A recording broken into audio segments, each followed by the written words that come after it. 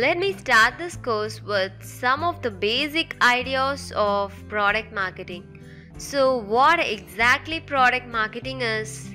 To keep it simple, product marketing is basically to offer customers' need.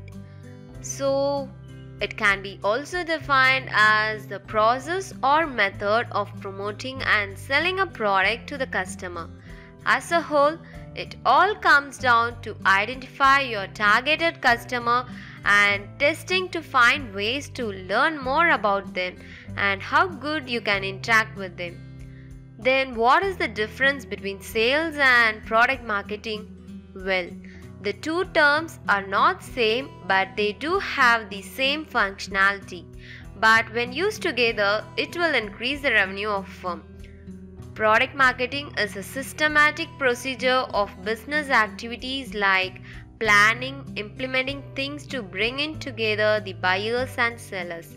Whereas sales is just a transaction of money where buyers will receive the goods. Here, the only relationship between the buyers and sellers is the agreement on security of the money transaction. Therefore, sales and product marketing are bonded together.